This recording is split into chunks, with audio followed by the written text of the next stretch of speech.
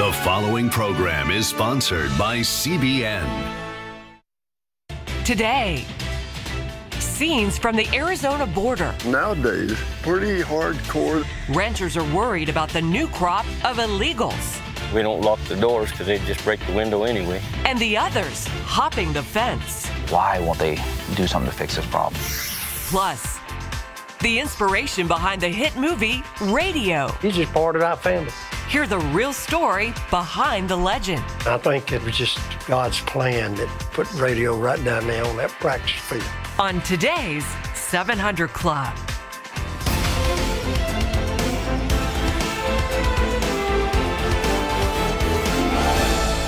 Well, welcome, folks, to this edition of the 700 Club. I'm here with the lovely Terry Mewson, who's going to have all kinds of exciting things this morning. Absolutely. And all exciting things happening tonight, too. Tonight's the night. All right. Mm-hmm. You know, I was amused at a breathless story in the New York Times that researchers have discovered that the little critters in your gut are changing your mood.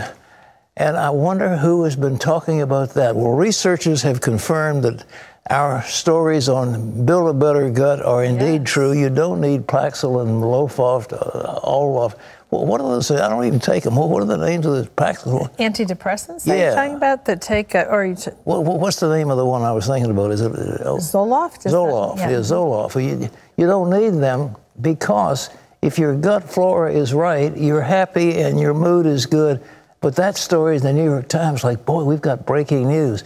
Watch the 700 Club for month after month after month, and you will have the breaking news right here. That's true. Well, we've been doing special reports on all of this. I know. Trying to inform people. Well, we've got another one coming up next week that's going to be groundbreaking, and I like to be ahead of the curve on health. But let's talk about the president. He's going to take his case to the American people. We've got David Brody. I want to ask him some questions as his interview is going to be with us. But in the second State of the Union speech, the president is expected to talk about why we need a border wall. And now how he's brought the economy back, which indeed he has. Mm-hmm. But the president is facing a tough audience in Washington, as many House Democrats are determined to resist him. Gary Lane brings us the story. In this State of the Union address, the president is expected to call for political unity and an end to the partisan politics dividing the nation. But the divisive issue of border wall funding may dominate his speech. On CBS Sunday, President Trump suggested he'd shut down the government again if he doesn't get the funding he wants. The president was asked about Nancy Pelosi's offer of $1 billion for border security. She's costing the country hundreds of billions of dollars because what's happening is when you have a porous border and when you have drugs pouring in and when you have people dying all over the country because of people like Nancy Pelosi who don't want to give proper border security for political reasons, she's doing a terrible disservice to our country. Trump is unlikely to win that fight with Speaker Pelosi. Much has changed since last year's State of the Union address. Democrats now hold a majority in the House. And when it comes to the president's requested $5.7 billion in border wall funding, he's hit a brick wall of naysayers. There's not going to be any wall money in the legislation. But there are signs of cracks in the Democratic wall as some House members break from Pelosi. There's a new willingness to compromise. No wall, but maybe some funding for an enhanced barrier. In return, the president says he'll back a 3-year extension of protection for 700,000 immigrants who came to the country illegally with their parents, the DACA children. The president warns if Democrats refuse to compromise to his satisfaction, he may still call a state of emergency on the southern border. Other issues in tonight's State of the Union: a second summit with North Korea's Kim Jong-un, trade with China, and America's robust economy. On that, the president will likely speak of his achievements. He's reduced federal taxes and regulations. 304,000 jobs were added to the U.S. economy last month. Unemployment is at a 50-year low, and there are now more jobs available than there are people to fill them. Gary Lane, CBN News.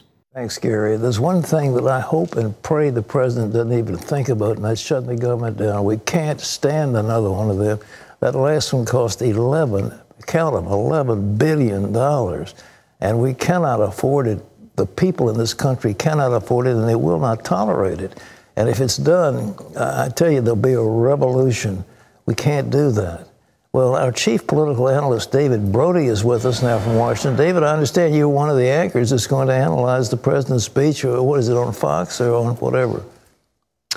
Right. So there's going to be a network anchor luncheon today over at the White House. President Trump will be there holding court with some of the network anchors. CBN invited. We're now a staple of that luncheon the last couple of years. So we'll hear more from the president as to what he's going to do tonight. Look, he's going to talk about the economy. This just in, newsflash, even for liberals, the economy's doing really, really well, Pat, as you know. And Gary just mentioned there as well. Stock market up 6,000 over the last couple of years, too. And GDP growth, which was at 1.8% when he started, now up at 3.4% in that last quarter. And so that'll be a big part of it. But the question everybody's going to want to know is how he will treat the wall and the funding. The sense is there's going to be somewhat of an olive branch, but at the same time, some serious talk about, look, we need to come together and figure this thing out. Don't you think this is sort of an obsession? And the other is so important to the people. I'm not sure America yet feels this importance of that wall. The president's trying to urge that on us, but I don't know that it resonates as much as health care and jobs and money. Well, you know, it's interesting, Pat. There's a strong sense in this country that folks want the border protected. There's no doubt about it. Also, you know, this president obviously promised the wall. And now it's become, well, what is it going to look like exactly? And I think we are now into semantics. And that's how this thing could potentially end by February 15th, as Democrats and Republicans try to figure out what does a wall really mean. And I think what we're going to end up with, Pat, is some sort of, once again, a semantics argument, but maybe a fence. Remember, Donald Trump at the beginning of all of this wanted a 30-foot wall, concrete wall. Not happening, by the way. Maybe some fencing between 18 feet and 30 feet. I think that's probably the give and take. Maybe 24 feet split the difference. Also, the president wants $5.7 billion, as we know, in this funding. That covers about 215 miles or so of additional fencing, wall, barrier, steel slats, Lego pieces, whatever you want to call it. Bottom line is, that's going to be an interesting position as to whether or not they go lower than that $5.7 billion, maybe split the difference and do $2 or $3 billion.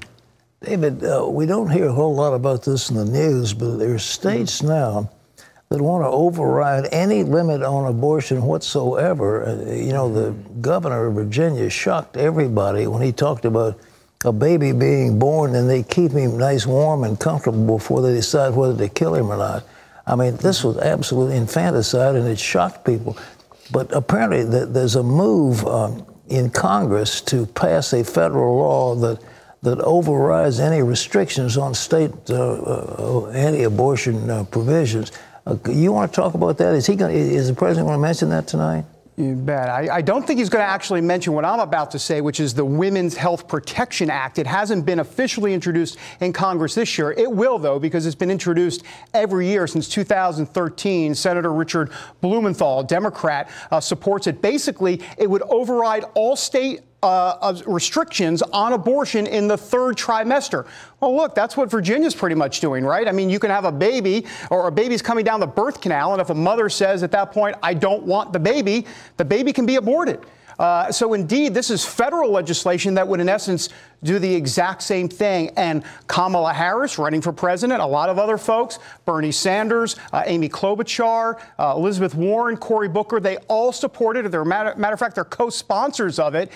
And so this is going to be clearly a litmus test for Democrat candidates. It may play well with their liberal base, obviously, but look, Pat, in the Gallup poll shows that 13% of Americans, only 13% of Americans, say it's okay to legally abort a baby in the third trimester. Most Americans don't believe that whatsoever. You know, David, I was so shocked in that debate with Hillary Clinton and the president when Hillary Clinton refused to back off a stand in favor of partial abortion, which means that the baby is partially being born, and yet you can suck his brains out at that time. It's so gruesome and horrible. And yet she said, I am not going to back off of that. Is that the left-wing Democrat position on this other initiative? 100%. There's not even any equivocation with that, Pat. You know, Donald Trump came out strong in that third debate talking about late-term abortion, partial birth abortion, and we have never heard a Republican presidential candidate speak so specifically about the procedure. I remember that like it was yesterday, and now we have Donald Trump on Twitter talking about the Democrats are the party of late-term abortion and open borders and onward and onward. He's going to play this card in 2020. I don't think there's any question about it. Pat, also, let me just say something about the morality here. It's interesting to hear Nancy Pelosi speak about a border wall being immoral, but apparently, because she's okay with partial birth abortion in terms of Planned Parenthood, support for Planned Parenthood, she's clearly okay with babies coming down a birth canal and being aborted at the last moment. So that's not immoral, but a border wall is immoral? I mean, this country and this culture, Pat, is upside down. You know, it is, David, and it's so shocking. You know, the president made an interesting statement. He doesn't see any of these. He thought Cory Booker said he isn't up to the standard. He can't win an election. Do you think, have the Democrats got anybody that they can run right now that could challenge Trump? You know, it isn't Trump versus the field. It's Trump against somebody. They've got to pick somebody in some position in the 2020 election. The two people I'm looking at that might have potential are Joe Biden and Amy Klobuchar. Let me explain for a moment about Biden. Obviously, we know about Joe Biden. He can attract those blue-collar Democrats that Trump won in 2016. And look, let's be honest, he'll get in the gutter with Trump if he has to. He has no problem doing that. And so I think there's a potential there. Biden has that potential. Amy Klobuchar, you know, if you look at the progressives and you look at their scorecards, Kamala Harris, Elizabeth Warren, Cory Booker, they all get A ratings from the progressive groups out there. Amy Klobuchar gets a C. She's a little bit less liberal, still liberal, but less liberal. She may be more palatable in the middle because, look, the Democrats have gone far to the left, Pat. It's not just abortion. I mean, you can just go down the list, everything from tax policy. And how about this Green New Deal they're talking about? You know, inside this environmental Green New Deal, basically they want to get rid of half the military funding. That's inside of that. They literally want to cut military funding in half to pay for this green environmental new deal. Look, it could be a bonkers primary for the Democrats, and they've got to be careful not going too far left. It'll set Trump up very nicely. Well, it looks that way. Well, David, I appreciate it. One last thing. The Democrats, or at least the Southern District of New York, they're opening an inquiry into Trump's election campaign. It looks like to me they'd leave him alone after a while, but they're still going after him. What do you think about that? Yeah, they're going after him there. And also this week, you know, it's funny, we're talking about the State of the Union, and there's going to be pretty much the speech where it's going to be an attempt, hopefully, to have the country come together. But what's going to happen on Wednesday of this week?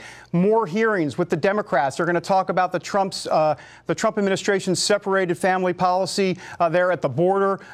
Michael Cohen is coming in later here in a few days to talk privately to House members, House Democrats. And then, of course, the tax return situation. In terms of looking at Trump's tax returns, that's on the table later this week in one of the Democrat committees. So it's not really the state of our union. It's really more the state of our disunion. David, thank you. Keep it up. We're looking forward to seeing you soon. Thanks so much. Thanks, Pat. David Brody, ladies and gentlemen. Well, you can see our special coverage of the State of the Union on CBN News Channel. Beginning at 8:30 tonight, we'll carry the president's speech and the Democratic response. It'll be live and with appropriate commentary. Well, Terry, David's interesting. It's some interesting stuff. So glad he's in the front seat there where he can bring us this kind of He'll be at the luncheon with the anchors. That's great. Well, coming up as the debate over the wall rages on in Washington, we're going to talk to ranchers who live on the border. Nowadays, the few that are coming through are pretty hardcore, especially the drug guys.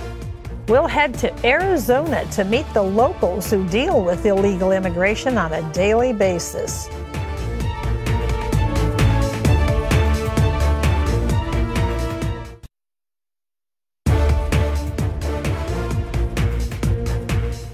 Well, while Democrats in Congress and the White House are still divided over a border wall, the number of illegal immigrants apprehended along the border last year was at the highest level in the last 6 years.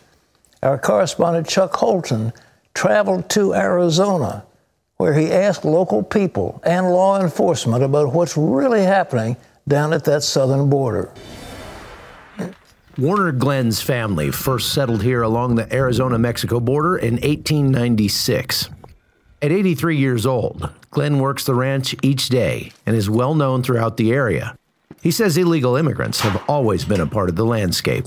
We moved down here in '62, and at that time, there would be 2 or 3 illegals coming through and looking for work, and all the ranchers worked them on and off. They were wonderful for especially hard labor type work and good cowboys if you needed a cowboy. But I tell you, nowadays, the few that are coming through are pretty hardcore, especially the drug guys. And now residents on the border are seeing an overall rise in crime. When they come back, if they go by a residence and nobody's there, they're going to go in and look around. And firearms, top of the list. Any kind of jewelry, top of the list. Cash, top of the list. We don't lock the doors because they'd just break the window anyway. Billy Grossman lives nearby, and illegals have entered his home a number of times. He recently caught a smuggler trying to steal his truck. Well, I brought him back to the house, and my wife called the sheriff. And the sheriff and Border Patrol come out and got him, and then we went back to the pickup, and there was a bale of marijuana in the back of my pickup, and he had stolen a lot of stuff from the house. But petty theft isn't what worries these old cowboys the most. And that would be nothing to a terrorist from ISIS or these guys. And it'd be just a cakewalk for them to go up through these mountains. Well, if it's that easy for an unemployed Mexican to walk across here, ISIS come in here plumb simple. In fact, 3,755 known or suspected terrorists were prevented from traveling to or entering the United States by the Department of Homeland Security in fiscal year 2018.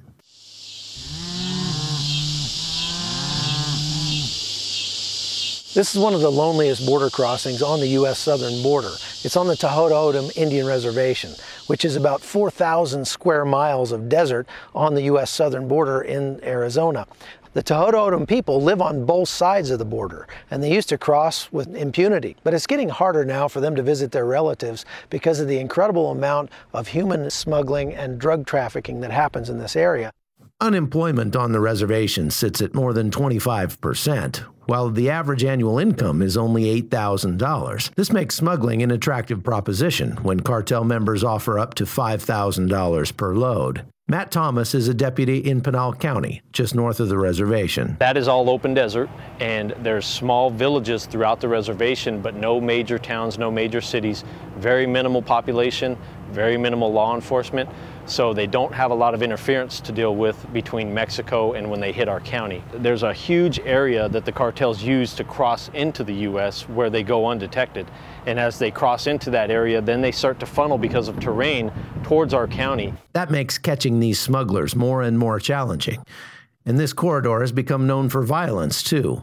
Last year, a border agent was shot by smugglers as he patrolled alone in the vast desert west of Nogales. Those that want to come in this country and harm us, terrorists, have the infrastructure to get through here in Cochise County. Cochise County Sheriff Mark Daniels oversees a border county covering more land than Connecticut.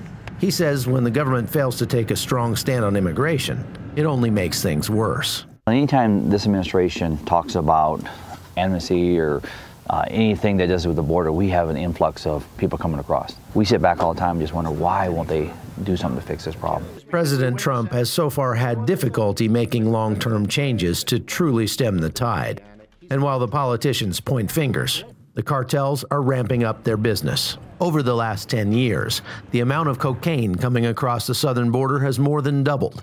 The amount of methamphetamine, fentanyl, and heroin seized has increased as much as 4,000%. While the 5,000 members of the U.S. military currently deployed along the border bolster existing barriers, the additional air assets they provide are also giving border agents a faster way to respond when they get alerted.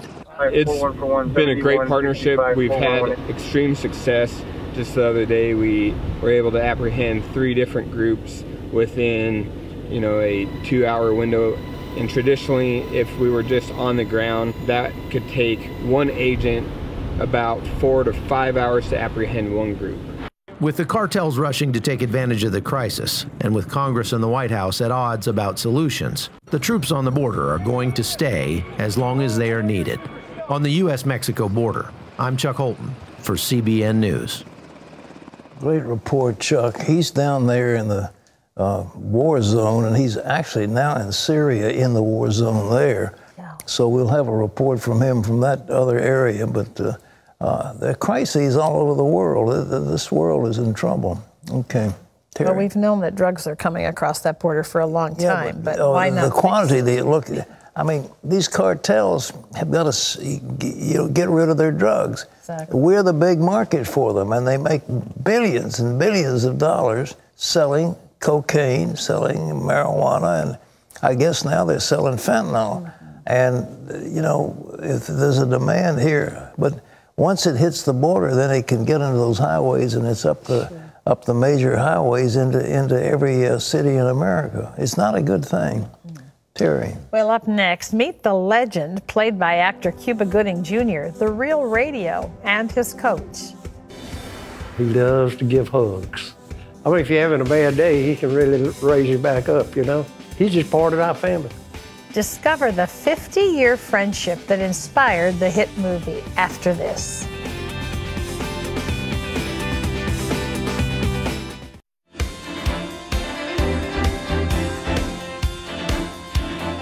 James Robert Kennedy is 72 years old, and he's been a junior at T.L. Hanna High School since 1970. He's also a permanent member of the Yellow Jackets football team and the inspiration behind Cuba Gooding Jr.'s role in the movie Radio. Take a look. Meet Radio. He's a bit of a legend here in the small town of Anderson, South Carolina. At 72 years old, he's still in the 11th grade, and he wouldn't have it any other way. Every year they take a group picture in the gym of all the seniors, you know, that's graduating that year. He will not get in that group. He said he knows he would have to leave. Not only is Radio a student at T.L. Hanna High School, he's perhaps the most revered member of its football team, the Yellow Jackets, even though he's never played a second of football. I think it was just God's plan that put Radio right down there on that practice field. It was 1964 in the heat of August when JV coaches Harold Jones and Dennis Patterson noticed a young man coming to the practices every day holding a transistor radio to his ear. He started mimicking us, coaches and the players. And so we was trying to get him to come closer to us. We wanted him to get involved. So we said, well, let's get off him a Coke, maybe, and a hamburger. And maybe we can get him to. And that was the trick. They learned he was 18-year-old James Robert Kennedy, nicknamed Radio because of his obsession with radios. In today's terms, he was born with an intellectual disability and was unable to learn how to read or write and could barely speak. But the coaches and players saw past that and soon made him one of their own. He wanted to be like the coaches and all.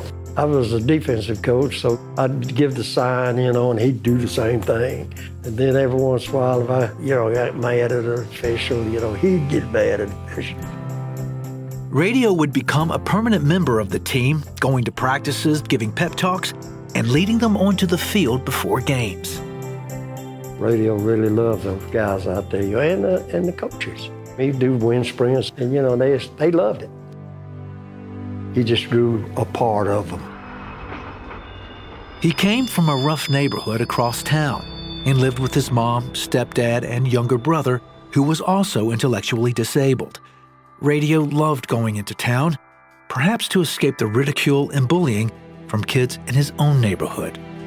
His mother, you know, she'd worked 2 jobs. She worked in the hospital, and then she did housework. And her biggest concern was these 2 boys, you know, keep them out of the institution. Well, I told her, we'll take care of Radio while he's at the school and everything. Don't worry about it. So in 1970, the coaches arranged for the 24-year-old to enroll in Hanna High School as a junior. Radio was ecstatic. I think that saved his life, being able to be out here at Hanna. He was learning all the time. But the community at Hanna High School would soon realize that what they got from Radio was more than what they were doing for him. He loves to give hugs. I mean, if you're having a bad day, he can really raise you back up, you know? He's just part of our family. Like you say, I think the good Lord caused on that. This wasn't the first time Coach Jones reached out to someone who needed friendship. I had something in my heart for people like that. There was a kid about my age who lived across the street from him. A lot of people would pick on him. So I kind of defended him, you know, and he was my friend. I just think it was the right thing to do. In 1996, Sports Illustrated writer Gary Smith penned an article about the friendship between Coach Jones and radio. From there, Hollywood director Michael Tolan brought their story to the silver screen in the movie Radio. When I'm answering an email, I always put down, you know, if it's a student, I say, well, please find a student that has special need in your school and become their friend. Individuals got a special need, you know, they're just like you and I. They should be treated with respect and everything like we want to be respected. When Coach Jones retired in 1999, his biggest concern was whether his successor, Terry Honeycutt, and others would take care of his dear friend. He didn't have to worry long. They stepped up to the plate, each one. They love him. They want to be part of him, you know? They just, I mean, radio's a radio. He's the man. One nation, under God. Today, that friendship continues. And at Hannah High School, you will still find that same 11th grader greeting everyone with a smile and a hug and cheering on his beloved Yellow Jackets. From radio, a young man who couldn't learn how to read, write, or even play a sport, comes a lesson we all need to remember. People with special needs, you know, they give us more love than we can actually return. Boy, that's the truth, you know, and usually people with special needs are very even in their temperament, and so they do bring a joy and they bring just a wonderful atmosphere to the people that they're in touch with. Well, that's so nice. It's wonderful. a beautiful thing. All right. Time for some email questions. Let's Are you go ready? for it. All right. Okay. This is a viewer, Pat, who says, Jesus says in Luke 9 that to be a true follower, you have to deny yourself and take up your cross and follow him. What does this look like for people today who shoulder all the demands of life, school, job, family, bills, etc.? The term would be to take up your electric chair and follow me, which means you're subject to death. It means that you're alive, but at the same time, you're willing to die, that the old you, the selfish you, the person that's looking always to build up your own ego, that person is crucified, that's dead. Take up your cross and follow me, that means that you're subject to death. And you live, the spiritual part of you lives, but the old man is dead. And that's what the Bible talks about, the flesh, the sarx, the old man is put to death, and the new man is alive in God. That's what that means, all right? Okay, this is Jennifer who says, Pat, I understand that you've had cancer. I recently had surgery to remove cancer. I'd like to know what you did for treatment, if anything. Well, it was amazing. My friend Bill Horan ran into a guy on a plane who'd had a special work with a man down in Florida. And the other way of treating that, I had a prostate cancer, and it was, you know, Gleason 7 and all that stuff. And what they offer, they can give you seed, they can give you radiation, they can give you all these treatments. And some of them work, but some of them don't. So I said, just get that thing out of me. And I ran into a doctor, he's an Israeli, who had pioneered a treatment that involved arthroscopic invasion of your body, and he cuts that thing out, takes it out through your navel, and that's what happens. And they sew it all up arthroscopically. Wow. And I think, as I recall, I was riding a horse about a week afterwards. Yeah, I do recall that. But it was, instead of a terrible thing, that's what I had. And I don't know what kind of cancer you've got, but my wife had breast cancer, and she had a mastectomy. I just think if you've got one of those things, You can play with it if you want to, but, you know, it's better sometimes to just get rid of it. And that's what I did, and that was years ago, and I'm still going on. All right. This is Cammie, who says, when the 10 Commandments were given to Moses, do you believe that these were only applicable to the Israelites and subsequently to Christians, or to all people? A friend of mine believes we should not be offended by and confront a non-Christian who uses profanity around us with regularity, since they do not have any reason not to use this language, and God does not need defending. Well, there's a certain truth in that. You know, you shall not take the name of Jehovah your God for blasphemy. And you know, the Orthodox, some of the Orthodox say G-blank-D, like they somehow are keeping the commandment. That's nonsense. I mean, it's just absurd. What God is saying, the name of God is Yahweh or Jehovah, and you don't use that for vanity, because he is, the name means he who causes everything to be. But I think the 10 Commandments, I did a whole series on the 10 Commandments of how they are essentially made to protect people. You know, you're protected in your family, you're protected in your reputation, you're protected in your property, and, you know, from slander and immorality and so forth. And they apply across the board. They're very good because they make an awful lot of sense. And so what are they for? They're general principles, if you understand what they are, that will help you in the way you live, and they will make your community a whole lot better. So are they good for everybody? Yes, but the Lord Jesus is a fulfillment of the law. We're not subject to the dietary laws. We're not subject to all those rules and regulations. By grace are you saved through faith, and not of yourself. It's a gift of God. That's what we live in the time of grace. All right? And this is Michael, who says, do you think that we each will retain our masculine and feminine characteristics through eternity in heaven? Well, Jesus said just the opposite. He said you're going to be like the angels. They neither marry nor given in marriage. The whole idea of sex is to reproduce the race that we've got of human beings. And that's important, that we... you know, that we have sex in marriage, that we have children. He wants godly offspring. When we get to heaven, we live forever. And he said they neither marry nor are given in marriage, but they are like the angels. So the angels apparently don't have sex. And, or gender, really. Or gender. They live forever. So all this talk about all those initials that you hear about, that's all ridiculous. I mean, because when we die, our spirits will live and we'll be like angels, all right? This is Sarah, who says, I volunteer at a Christian school where there is a kindergarten boy that is violent and is scratching people to the point where the teacher has to put him in a headlock. What is your take on this situation?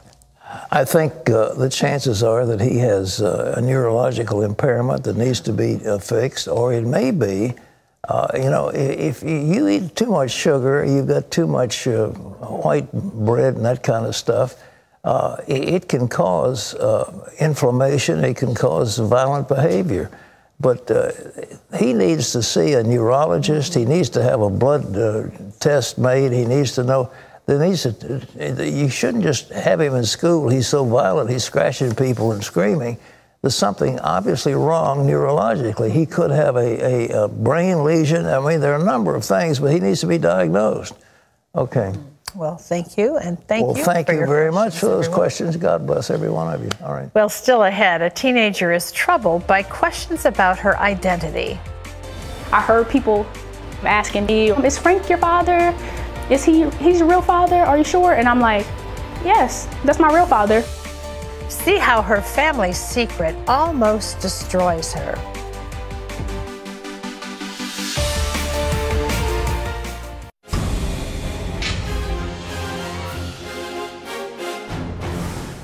Welcome to Washington for this CBN Newsbreak. 5 suspects have surrendered to authorities in the Philippines for their alleged involvement in the bombing of a Catholic church last month. They're believed to be part of the Abu Sayyaf terror group. The attack during a Sunday service killed 23 people and wounded 100. Police also said the suspects escorted the 2 suicide bombers around the city and to a meeting with the Abu Sayyaf commander, who's accused of plotting and funding the attack. Well, an Israeli student on a school trip in Samaria stumbled upon a rare ancient coin from the New Testament times. Pictured on the coin are 3 stalks of grain and a royal canopy with the words King Agrippa engraved on it. Agrippa refers to Herod Agrippa. He's the king named in Acts chapter 12. Now, that book says King Agrippa persecuted the church in Jerusalem. He put Peter in prison and had James killed. An Israeli official called the coin, quote, a very meaningful find. Well, you can find out more about this and other stories from CBN News by visiting our website at cbnnews.com. Pat and Terry will be back with more of today's 700 Club right after this.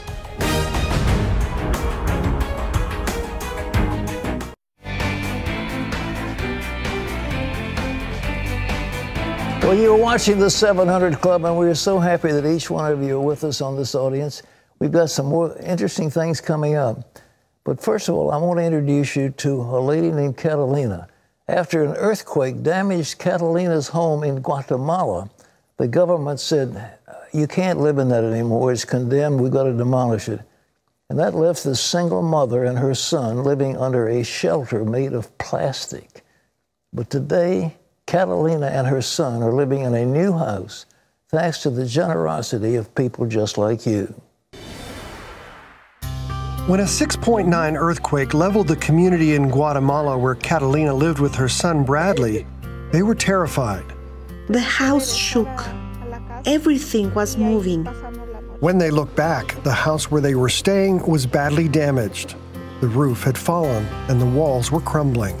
We had to go back inside to sleep that night. I knew it was dangerous to be there, but I had no place to go for refuge.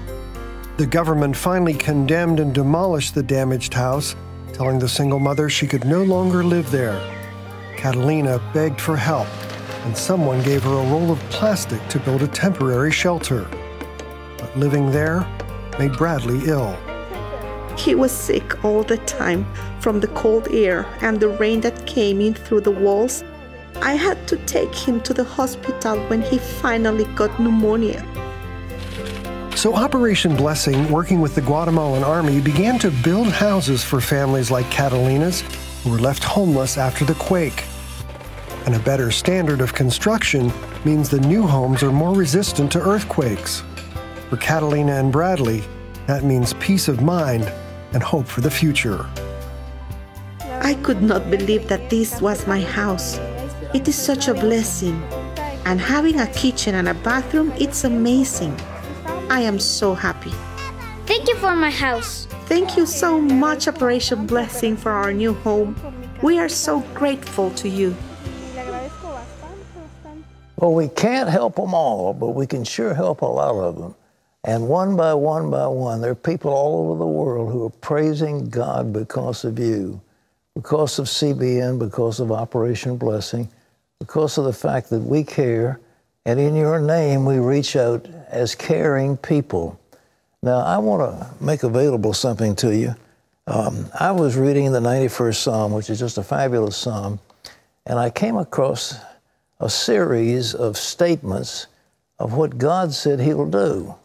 And I found, as I recall, 7 or 8 of them, and it's a teaching that I think is very important. The I wills of God. I will bless you. I will anoint you. I will honor you. I will do this. And it says, because you set your love upon me, here's what I'm going to do. And then what it says is fabulous. I mean, the promises are beyond belief. And so I did a teaching, and it's called the I wills of God, and how to overcome fear and anxiety. And I'll make this available to you. I think it's really important. We got a report from somebody who said they were listening to it and they'd been healed. I mean, it's just amazing what God will do with us.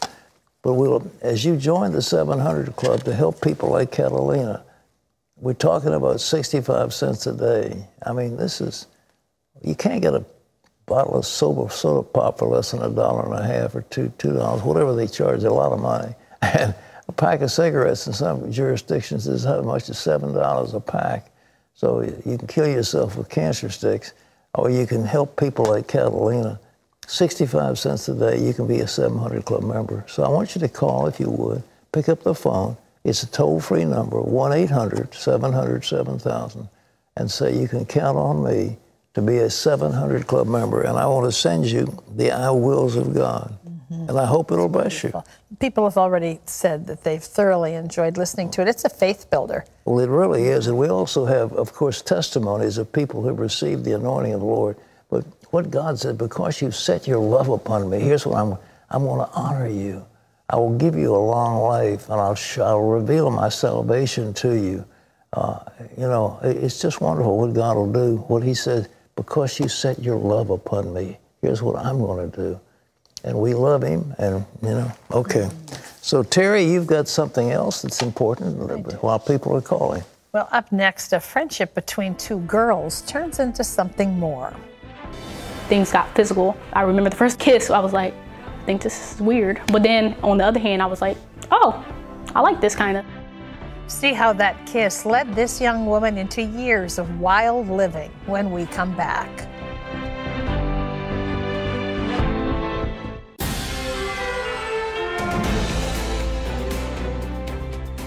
All her life, Frances Payton never felt as if she fit in, but she never really knew why. Her mother had been keeping a secret about the true identity of her father. Then one day, Frances found proof that her whole life had been a lie. I just was like, I'm just a tomboy. I would rather play sports. I would play football with the guys or play basketball. Growing up, Frances Payton felt it was the color of her skin, not sports, that set her apart even more. Everybody that would meet me, they would be like, what are you mixed with? And I'd be like, I'm black. And I just like, I'm a lighter version, or I would make excuses, but I knew that I was kind of the oddball in the family. Yet her mom always assured her that her husband, Frank, was Frances's father. I heard people asking me, is Frank your father? He's your real father? Are you sure? And I'm like, yes, that's my real father. Pushing her doubts aside, Frances focused on things most important to her: basketball, family, and her Christian faith. My relationship with God, I think it was deeper than the religion part of it. I was really seeking after God when I was that age. Then at 17, while looking through family pictures, she found her birth certificate. The name listed as the father wasn't the man she had always called Dad. I went to my mother and I was like, who's this guy? And I remember she snatched it from me. She said, he's not important. And I was like, he's not important? He is important, because I need to know this. She would not talk to me about it. She said, one day we'll talk about it, and I could not get anything from her. Frances became depressed as she tried to grasp that her whole life had been a lie. I was very emotional. I cried a lot. At that point, I just felt betrayed by everybody. I just felt lost, and I was like, this does not make sense, Lord. I'm angry. During this time, a girl asked if the two could hang out. A friend was exactly what Frances was looking for. I was very vulnerable at that point. I think it was the comfort that I was looking for. People didn't understand me or understand what I was going through, and I kind of felt like I was alone. So I'm thinking, oh, I have a friend, cool. And from there, things got physical. I remember the first kiss, I was like, I think this is weird. But then on the other hand, I was like, oh, I like this kind of. Frances knew it was wrong, but couldn't ignore her feelings. I was literally like waging war. I was like, I love God, but then I have this comfort here. The relationship was short-lived, but Frances had found a place to belong. After high school, she joined the Air Force and eventually was stationed in Texas. For the next 5 years, she embraced her identity and place in the LGBT community. I really felt accepted for who I was. Well, God, nothing makes sense to me right now, so I'm just gonna kind of just do what I want. So I'm just going wild. I'm living it up. I'm not going to church. I don't even want to step into church because I'm like, they're gonna judge me. But deep down, she knew that something had to change. I had no peace. I'm going against everything I was raised to be, everything that God called me to be. It was tearing me up, had me really depressed because I just didn't see a way out. By 23, Frances was in a long-term relationship. One morning, they got into a violent argument. And I remember her picking up a glass cup from the dresser and she tried to hit me with it. We just started fighting, wrestling, and I had blood all on me. She managed to get away, and later moved out. Finally, Frances turned to God. I looked in the mirror, and as tears ran down my face, I was like, Lord, if you get me out of this, like, I'll change. And that was my prayer of desperation at that point. A week later, Frances received orders for Korea. A new start in a new place was the change she needed. And I remember God just beginning to work on the inside, and I started to be kind of turned off to the things that I was used to. Hey, Lord, like, you are my peace. I'll do anything to get right with you, and I love you more than anything. As Frances began rebuilding her relationship with Christ, her desire to be with women faded, but she still struggled to forgive her mother until she learned the truth. My godmother told me, she said, you know your mom was raped, and I was like, I didn't know that, because she didn't tell me. She also learned it was a white man who was a stranger. So I was like, I understand. You didn't know really how to tell me. And I told her, I said, Mom, I love you regardless, and you gave me life. You chose to keep me because you could have aborted me, but I'm here, and I thank you for that. Today, Frances still serves in the military as a medic and hopes one day to have a husband. For now, though, she's content to share her story on social media and encourages others to become who God made them to be. I was rejecting that for a long time. I was playing that tug of war still, and you know, looking back at it, I'm like, Lord, you were trying to get my attention so long to let me know, like, I care, like, I love you. Boy, Frances is not alone. You know, especially young people at the stage of life she was in. Life is confusing at best for a lot of adults too, can I just say. Or if not confusing because of your age and just what you're going through growing up, I think life is filled with disappointments, certainly. And the situation that she was in, you know, when we're vulnerable, we make poor choices, don't we? And in this scenario, you know, she was looking for acceptance, somebody who would love her just the way she was, someone who would value her, who would see her purpose and her meaning in life. Thankfully, her roots that had been planted in her life had been planted at an early age, and Frances came back to that. Maybe that's not the case for you. Maybe you're out there and you're struggling and you're wondering who you are and why God made you the way that you are, and how do you find out your identity in the midst of all of that? We live in a culture that says anything goes, you know, whatever you feel like, go with that. But that's not what God says. God says He knew you before you were formed in your mother's womb. Don't be misled by our society and our culture today. You are born with a gender. You're a man or you're a woman. That's God's intention. It has been from the beginning. It's in the very first part of His book. And He tells us that He didn't want man or woman to be alone, so He put them together, that family is a God idea. In this story, if Frances has a lesson to teach us, and she teaches it in what she did, don't run to the world for answers to your needs. Run to God. You were created to do that. He doesn't just give us hope. He doesn't just give us peace. He is our peace. He is our hope.